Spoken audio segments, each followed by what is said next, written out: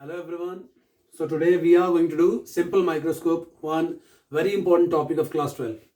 तो simple microscope इसके नाम की तरह बड़ा सिंपल होता है. क्यों? क्योंकि सिंपल माइक्रोस्कोप अगर आप रिकॉल करें, आप लोगों ने 10th में भी थोड़ा बहुत इसके रिगार्डिंग पढ़ा हुआ है. हम क्या पढ़ते हैं? सिंपल माइक्रोस्कोप एक सिंपल मैग्नीफाइंग ग्लास होता है.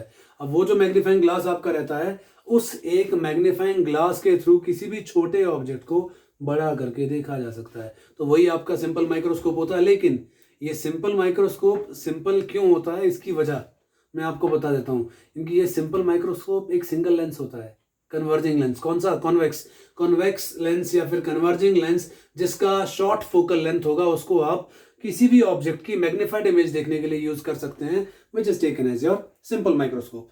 अब सिंपल माइक्रोस्कोप के थ्रू किसी भी ऑब्जेक्ट को बड़ा करके कैसे देखते हैं, ये समझना बड़ा जरूरी है. अब इसको समझने के लिए क्या समझना जरूरी है? एक चीज जो बड़ी इंपॉर्टेंट है वो होता है एंगल. किस एंगल पर मैं ऑब्जेक्ट को देखता हूँ, वो बड़ा दिखेगा, छोटा दिखेगा. जैसे ये मार्कर मेरे सामने, मैं इसको ऐसे देख रहा हूँ, अभी ठीक दिख रहा है.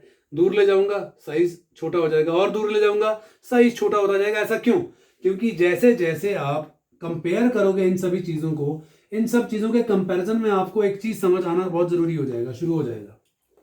ऑप्टिकल सेंटर मैंने सी ले लिया है, इसका फोकस एफ ले लेता हूं, इधर को भी एक फोकस आ जाएगा, तो ऑटोमेटिकली यहां फोकल लेंथ एफ, इधर को भी फोकल लेंथ एफ आ जाएगा. ऑब्जेक्ट यहां कहीं एज्यूम करते हैं हम लोग, ए बी.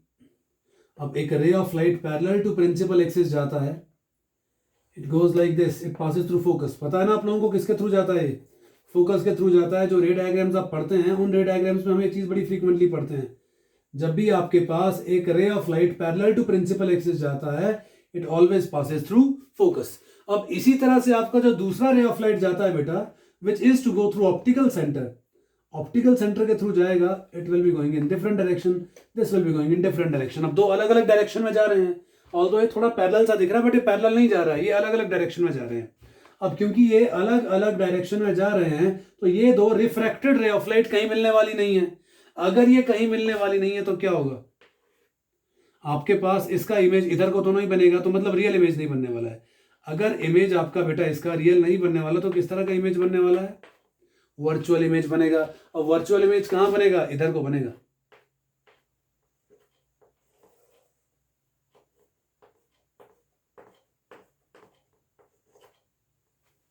इस वर्चुअल इमेज को नाम दे देते हैं हम A dash B dash, object A B. अब ऑब्जेक्ट तक का डिस्टेंस हमेशा क्या होता है? यू. अभी बाकी जो चीजें मैं इसके बाद बताऊंगा. उसके लिए सबसे पहले हम बात करेंगे उस एंगल की, जिस एंगल की मैं बात समझा रहा था आपको. द पॉइंट इज, ऑब्जेक्ट को देखना है. जब तक मेरे पास में एंगल बड़ा होगा, दूर जाएगा और छोटा, साइज भी छोटा होता जाएगा, एंगल भी छोटा होता जाएगा. कैसे? ऑब्जेक्ट यहां पर है, अब इस ऑब्जेक्ट को मैं यहां लेके आता हूं. अब इस ऑब्जेक्ट का साइज और इस ऑब्जेक्ट का साइज सेम है, मतलब ये वही मार्कर है यार, जिसको मैं पहले यहां से देख रहा था. कहां पर? यहां पर. तो एंगल इतना बन रहा है. अब जब ये यहां से दूर जाएगा, तो इस पॉइंट पर, ऑप्टिकल सेंटर पर, इसके लिए एंगल का वैल्यू क्या हो जाएगा? कम. कैसे? ध्यान से देखो. इसके लिए मान लो एंगल कोई बन रहा है, ये एंगल बन रहा है. अब इसी ऑब्जेक्ट को जब दूर ले जाता हूं, एंगल का साइज क्या हो गया है? छोटा हो गया है. और दूर ले जाऊंगा, एंगल और छोटा हो जाएगा, और दूर ले जाऊंगा, एंगल और छोटा होता जाएगा. तो इस तरह से क्या होगा? जैसे जैसे ऑब्जेक्ट दूर जाता जाएगा, एंगल आपका छोटा होता जाएगा. अब अगर एंगल छोटा हो रहा है, तो ऑटोमेटिकली आपके पास इमेज का साइज भी क्या होगा बेटा? उसके कॉरेस्पॉन्डिंग छोटा होता जाएगा. सो टेक्निकली इस मैकेनिज्म पर आपका ये सिंपल माइक्रोस्कोप वर्क करता है. तो इस एक एंगल को, जिस एंगल पर मैं ऑब्जेक्ट को देखता हूं, इस एंगल को हम कह सकते हैं विजुअल एंगल कह सकते हैं. We can call it to be visual angle. Reason, we are visualising the object at this particular angle, तो हम इस एंगल को क्या बोल देते हैं? Visual angle. अब यहां पर कुछ चीजें आपको समझने की हैं. इस विजुअल एंगल के कॉरेस्पॉन्डिंग हम, क्योंकि सिंपल माइक्रोस्कोप तो सीधा बोल देते हैं, डिफाइन कर देते हैं, एक कॉन्वेक्स लेंस है, मैग्नीफाइंग ग्लास भी वही है ना, कॉन्वेक्स लेंस है जिसका फोकल लेंथ छोटा है, जो बड़ी इमेज बनाएगा, वो क्या बन जाएगा? आपका सिंपल माइक्रोस्कोप. अब ये सिंपल माइक्रोस्कोप यूज कहां कहां पर होता है? जनरली हम जो एप्लीकेशंस हैं, या तो बाद में डिस्कस करते हैं, बीच में, या बिगिनिंग में. मैं स्टार्टिंग में आप लोगों से डिस्कस करता हूं. आपका ये सिंपल माइक्रोस्कोप कहां कहां देखने को मिलता है आप लोगों को. ध्यान से देखना, रिकॉल करो. जब मैं थोड़ा बहुत बताऊंगा, तुम लोग रिलेट कर पाओगे आसानी से. मैंने देखा है बहुत बार, कुछ वॉच मेकर्स होते हैं, आंखों में कुछ लगा के रखते हैं, छोटा सा पीस. क्यों? आपकी जो घड़ी होती है ना, घड़ी, इसके अंदर छोटे छोटे पार्ट्स होते हैं.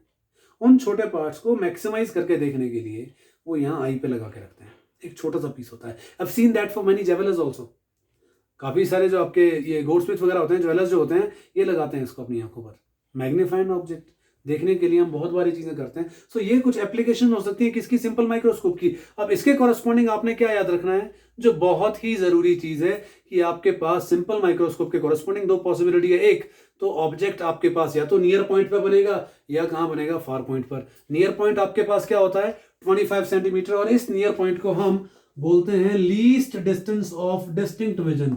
हम क्या कहते हैं इसे, least distance of distinct vision, जो आपके पास रिप्रेजेंट किया जाता है कैपिटल डी से, and its value I believe everyone knows is 25 centimetre. सबको पता होगा क्योंकि ये चीजें पहले की पड़ी हुई हैं, तो हम एज इट इज कैरी कर रहे हैं। बस एक नई टर्म आ गई है, कौन सी, नियर पॉइंट के बजाय मैं क्या बोलता हूं, least distance of distinct vision. अब इसी तरह से आपके पास फार पॉइंट आता है, वो फार पॉइंट क्या होता है बेटा, इन्फिनिटी। तो ये दो इंपॉर्टेंट वैल्यूज है जो आपको पता होनी चाहिए।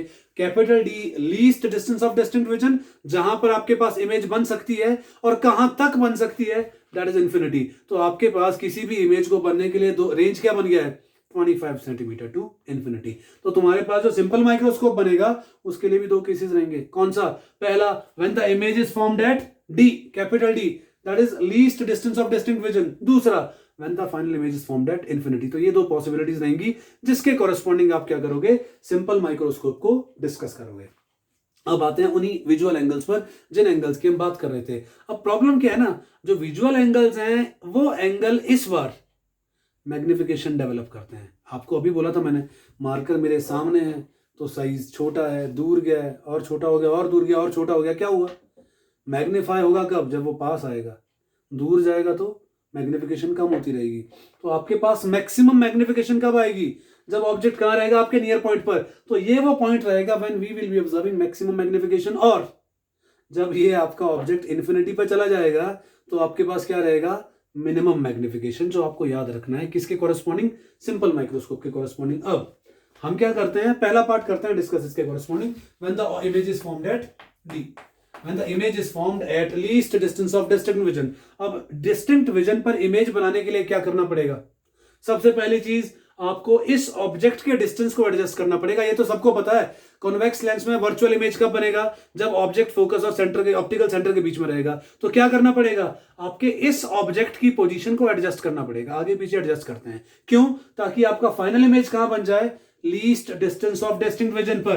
अब आपने इसको एडजस्ट कर लिया है तो आपका इसका इमेज मान लीजिए बन गया है कहां पर, least distance of distinct vision पर। किसको एडजस्ट करा, इस ए बी को एडजस्ट कराया तुम लोगों ने, बेसिक चीज है पहली।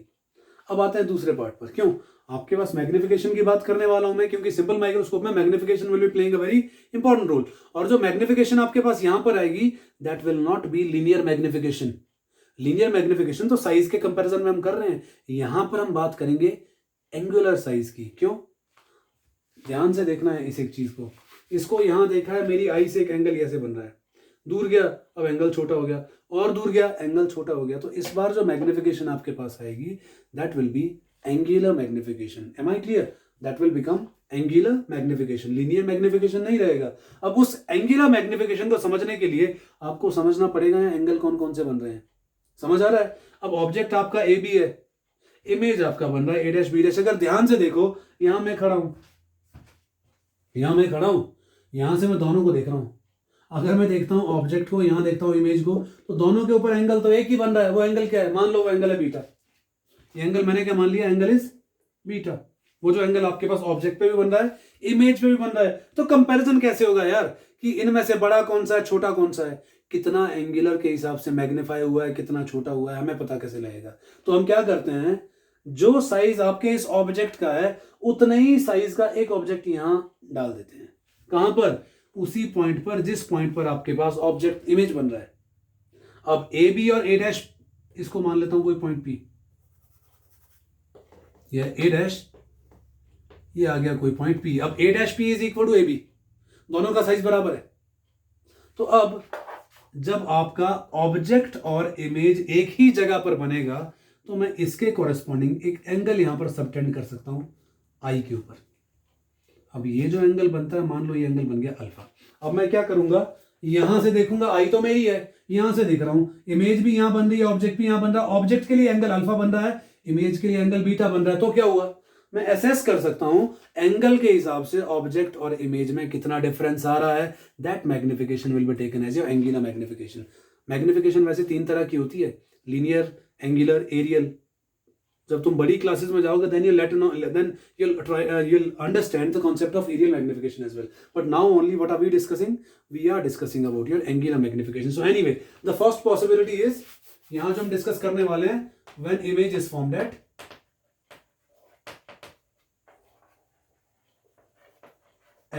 the least distance of distinct vision. अब यहां जो टर्म आएगा बेटा that will be your angular magnification. अब इसी एंगुलर मैग्निफिकेशन को हम क्या कहते हैं, मैग्नीफाइंग पावर। इसको हम दोनों बोल सकते हैं, इसको मैं मैग्नीफाइंग पावर भी बोल सकता हूं, इसको मैं एंगुलर मैग्निफिकेशन भी बोल सकता हूं। सो दोनों चीजें आपके पास यहां से कैरी हो जाती हैं, एंगुलर मैग्निफिकेशन और मैग्नीफाइंग पावर। अब इसका सिंबल हम यूज करने वाले हैं capital M. The symbol that will be using is capital M. अब इसका डेफिनेशन क्या बनेगा वो मैं आपको रिलेट करके बताऊंगा, किससे, लीनियर मैग्निफिकेशन से। याद करो आप लोग जब लीनियर मैग्निफिकेशन पढ़ते थे क्या बोलते थे, linear magnification is defined as the ratio of size of image to size of object. ऊपर इमेज नीचे ऑब्जेक्ट। अब जब आप एंगुलर मैग्निफिकेशन की बात करोगे इसके कॉरेस्पॉन्डिंग क्या बोलूंगा मैं बोलूंगा it will be the angle, क्योंकि वो तो साइज की फॉर्म में था, लेंथ की फॉर्म में था, तो आपके पास बना लीनियर। अब ये एंगुलर मैग्निफिकेशन है, मैग्नीफाइंग पावर है, तो मैं क्या बोलूंगा, angle subtended by image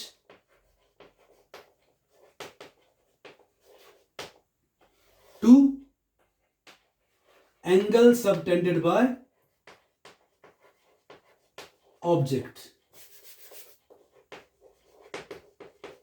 angle subtended by image to angle subtended by object. और ये दोनों एंगल कहां सबटेंड करें, मेरी आंख पर सबटेंड कर रहे हैं भाई, आंखों पर सबटेंड कर रहे हैं दोनों एंगल। कब, when both object as well as image are assumed to be at least distance of distinct vision. जब मैं मान के चल रहा हूं ये दोनों कहां पर है, least distance of distinct vision पर। तो यहां पर आपके पास पहला पार्ट आ जाएगा, मैं सीधा मेंशन कर देता हूं, एंगल जो आपके पास इमेज बना रहा है वो कितना बना रहा है, बीटा, तो मैं सीधा लिख दूंगा इसको बीटा। अब एंगल जो आपका ऑब्जेक्ट बना रहा है जब डी पर है वो क्या है, अल्फा, तो बीटा अपॉन अल्फा। अब ये क्यों कर रहा है, ताकि मैं कंपेयर कर सकूं दोनों को सेम जगह पर लाने का मोटिव यही था कि मैं कंपेयर करना चाहता हूं। अब आपने पहले पढ़ रखा है, अगर आपको याद होगा, convex spherical refracting surface, concave spherical refracting surface, your thin lens formula, every time we been discussing theta is approximately equal to 10 theta, beta is approximately equal to 10 beta, alpha approximately equal to 10 beta, alpha 10 alpha, sorry. Now the point is यहां पर भी क्या होने वाला है, your beta will be approximately equal to 10 beta, alpha will be approximately equal to 10 alpha. मैं इसका logic दूंगा, ऐसा क्यों है, क्यों ऐसा हो रहा है यार। आई जो है ना, आई का जो आई बॉल हमारा होता है, इसका साइज होता है 2.5 सेंटीमीटर। अंदर जो लेंस है इसका अपर्चर भी कम होता है, कन्वर्जिंग लेंस जरूर है बट अपर्चर इसका भी क्या होता है, कम होता है। तो आपकी आंखों पर जो एंगल सबटेंड होता है इसका साइज भी क्या होता है, बहुत छोटा होता है। अगर वो नेग्लिजिबल है, बहुत छोटा एंगल सबटेंड हो रहा है, तो बीटा अप्रोक्सीमेटली किसके इक्वल आ गया है, 10 बीटा के। क्यों, आंख के अंदर एंगल बन रहा है, बहुत छोटा एंगल बन रहा है, छोटा एंगल बन रहा है, तो beta approximately 10 beta, alpha approximately 10 alpha. अब ये चीज आपके पास क्या बन जाएगी, m will become equal to 10 beta divided by 10 alpha. इसको मार्क करता हूं इक्वेशन नंबर 1। क्यों, अब आप जनरली जैसे हमेशा से पढ़ते रहे हो, जब भी 10 थीटा, 10 अल्फा, 10 बीटा की फॉर्म में कोई कॉन्सेप्ट आता है वहां पर इनकी वैल्यूज ऐड की जाती हैं। तो यहां हम क्या कर रहे हैं, इसके बाद 10 बीटा 10 अल्फा का वैल्यू निकालेंगे। अब उनका वैल्यू निकालने के बाद हम क्या करेंगे, हम उनका वैल्यू निकालने के बाद उनको इंसर्ट कर देंगे किसमें, इस इक्वेशन में, जो 10 बीटा और 10 अल्फा का इक्वेशन हमारे पास यहाँ पर आ रहा है। सो हम सीधा करते हैं 10 बीटा निकालते हैं। अब 10 बीटा निकालना है, 10 बीटा निकालने के लिए I can have a triangle a dash b dash c और एल्स abc, बट मैं कौन सा चूज करूंगा, abc। मैं अभी बताऊंगा क्यों। तो मैंने ट्रायंगल चूज कर दिया, एन ट्रायंगल abc। इस ट्रायंगल abc में मेरे पास एंगल कौन सा बन रहा है, बीटा। अगर एंगल बीटा बन रहा है तो what will I do, I take triangle ABC and 10 beta comes out to be perpendicular upon base. What is perpendicular? Perpendicular is AB, base is CA. CA क्यों, क्योंकि मेजरमेंट C से A की ओर करेंगे, A से C की ओर नहीं करेंगे, क्योंकि कन्वेंशनली हम कहां से करते हैं, ऑप्टिकल सेंटर से मेजरमेंट करते हैं। तो 10 बीटा का वैल्यू AB अपॉन CA। अब आता है कौन सा नेक्स्ट पार्ट, 10 अल्फा। अब 10 अल्फा निकालने के लिए तो कोई वे आउट ही नहीं है, A dash P C he choose करना पड़ता और कोई आप ट्राइंगल चूज नहीं कर सकते, अल्फा कहीं और बन नहीं रहा है, तो आपके पास दूसरा ट्राइंगल आ गया in triangle A dash P C. अब इस triangle A dash P C में आपके पास जो वैल्यू 10 अल्फा का आएगा, that value of 10 alpha comes out to be A dash P divided by C A dash. आसान सा मैकेनिज्म है, A dash P divided by C A dash. ध्यान से देखो, ए डैश पी और ए बी बराबर है, ऑब्जेक्ट के साइज का ही हमने चूज किया था ना दूसरा टर्म, तो ए बी को किससे रिप्लेस कर सकते हैं, ए डैश पी से, या फिर ए डैश पी को किससे रिप्लेस कर सकते हैं, ए बी से। तो ये क्या बन जाएगा, it will become A B divided by C A dash. तो मेरे पास 10 बीटा आ गया, 10 अल्फा आ गया, किस में अप्लाई करूंगा, इक्वेशन नंबर 1 में। चलो 1 में डाल देते हैं इसको, आपका इक्वेशन नंबर 1 आ जाएगा, magnifying power m will become equal to 10 beta A B upon C A into C A dash upon A B. क्या हुआ, ये डिवाइड कर दिया आपने किसको, 10 बीटा को 10 अल्फा से डिवाइड कर दिया, तो आपके पास मैग्नीफाइंग पावर या फिर एंगुलर मैग्निफिकेशन कैपिटल एम का वैल्यू क्या आ जाएगा, it will become equal to C A dash upon C A, which can be marked as equation number 2। I guess this is equation number 2, will mark it to be equation number 2। तो हमारी ये second equation आ गई है। अब जब ये second equation आ जाएगी, magnifying power का वैल्यू यहां से आ जाएगा। अब वैल्यूज देखना है हमको, देखना है सी ए डैश का वैल्यू क्या है, सी ए का वैल्यू क्या है, वो निकालते हैं, उसको इसमें इंसर्ट करेंगे। तो सीधा जल्दी से हम करते हैं, सी ए डैश का वैल्यू ले लेते हैं। सी से ए डैश मेजरमेंट हो रहा है, डिस्टिंक्ट विजन पर आपके पास इमेज आ रहा है, तो वैल्यू पॉजिटिव तो नहीं हो सकता, क्या बन गया है, माइनस डी। अब इसी तरह से आते हैं, सी ए पर इंसिडेंट रे उधर जा रहा है, मेजरमेंट ऑपोजिट हो रहा है, सी ए का वैल्यू माइनस यू, तो यहां C A will become equal to minus of u. Values आ गई हैं सी ए डैश और सी ए का, तो एम का वैल्यू क्या आ जाएगा, it will become minus D upon minus you, which become equal to d upon u as equation number 3. And the best part is this is one generalized formula that we can have in case of your angular magnification or magnifying power. Magnifying power के लिए एक standard formula, generalised formula जो हम use करेंगे वो रहेगा angular magnification as capital D upon U. किस case में, जब ऑब्जेक्ट आपके पास कहाँ बन रहा है, at least distance of distinct vision.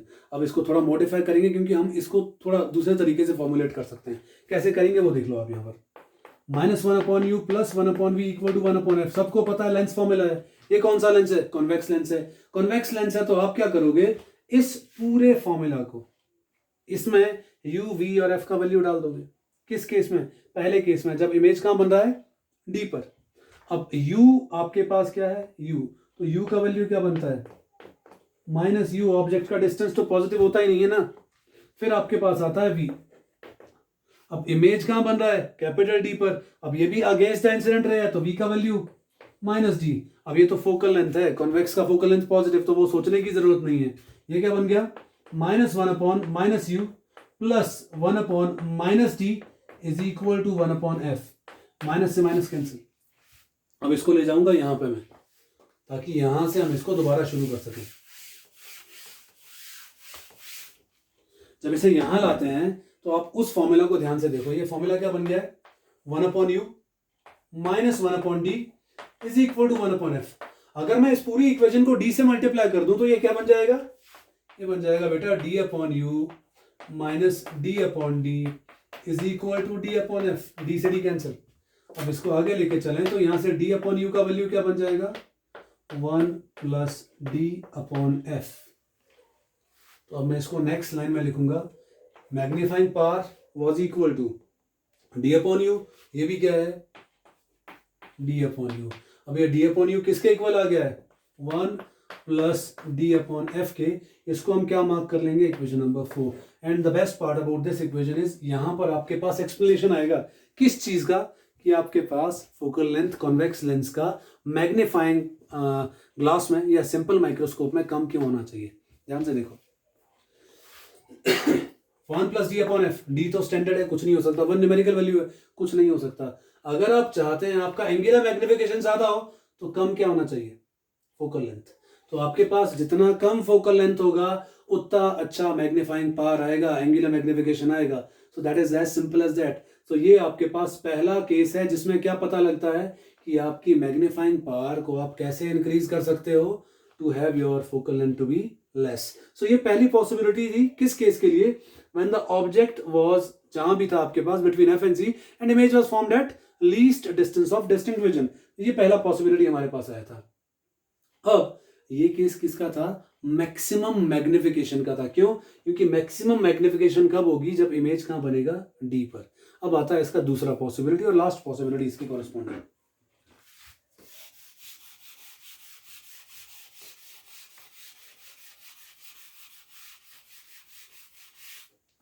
जो आपका दूसरा पॉसिबिलिटी आता है बेटा वो है when image is formed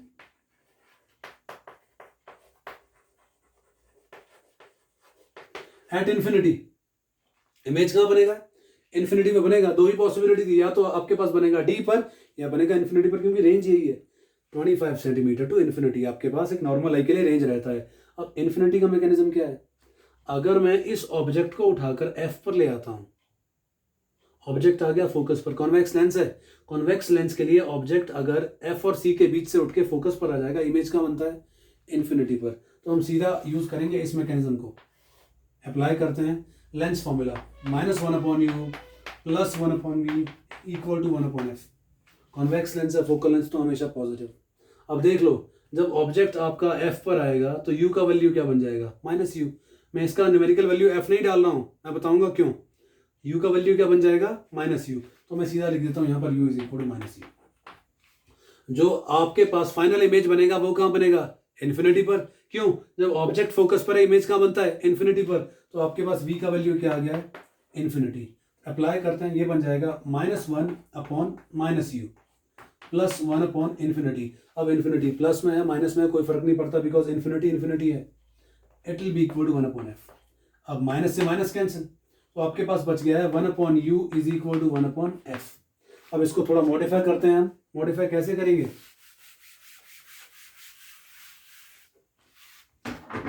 हमारे पास जो जनरलाइज फॉर्मूला मैग्नीफाइंग पावर का था वो क्या था? कैपिटल M वॉज d/u, ये फॉर्मूला था। ये 1/u की फॉर्म में आ गया है। मैं इसको d से मल्टीप्लाई कर देता हूं। अगर मैं इसको d से मल्टीप्लाई कर देता हूं तो m will become d/u that is equal to d/f। तो ये आपके पास फॉर्मूला बन जाता है किसका बेटा? मैग्नीफाइंग पावर का, एंगुलर मैग्निफिकेशन का। किस केस में?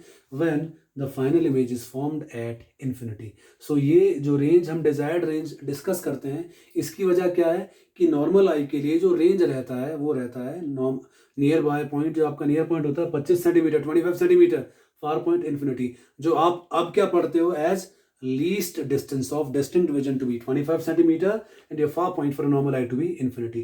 तो ये पूरा का पूरा मैकेनिज्म आपके पास किसके लिए आएगा? आपके सिंपल माइक्रोस्कोप के लिए। मैं दोबारा रिकॉल करवाता हूँ एप्लीकेशंस को। कौन सी थी? वॉच मेकर्स वाली, ज्वेलर्स वाली। इवन मैंने देखा बहुत सारे पामिस्ट को यूज़ करते हुए। मैंने देखा बहुत सारे बुजुर्ग लोग जो होते हैं, they at time use magnifying glass in order to read out the paper. I have seen many people. बहुत सारे ऐसे एग्जांपल्स आपके पास आ सकते हैं।